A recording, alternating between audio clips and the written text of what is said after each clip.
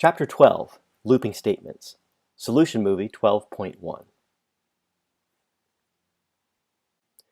So in exercise 12.1, we're going to put into practice what you've learned about conditional statements. If statements are actually pretty basic. Most beginning programmers understand those pretty readily. So we're going to focus on the switch statement in this exercise. So our first step is to create a playground called conditional.playground. Go over to Xcode, File, New, Playground,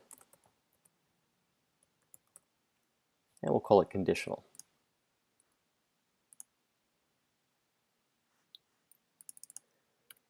So for our second step, we're going to create a variable named month and initialize it to 0. Variable month equals 0. Okay, next step, create a variable named quarter and initialize it to an empty string. Say var quarter equals empty string. So this is a quarter as in a quarter of a year, first, second, third, and fourth quarter. All right, now we're going to create a switch statement that checks the month number, and if it's 1, 2, or 3, sets the quarter variable to the string first quarter, 4, 5, and 6 would be second quarter, and so on. So I use the switch keyword. Then I specify the variable or constant that we're checking. In this case, it's month. Open and close curly brace. So within the switch, our first case, we can separate the values by comma, 1, 2, 3, then a colon. And next, our action. We're going to set quarter equal to first quarter.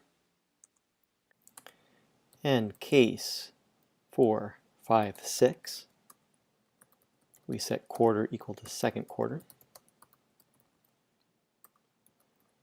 Case 7, 8, 9, quarter equals third quarter. Case 10, 11, 12, quarter equals fourth quarter.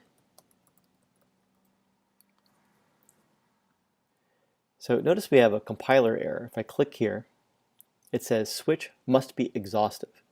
Consider adding a default clause. So the value we're checking is an integer. So it can be many other values other than the 12 we have considered here.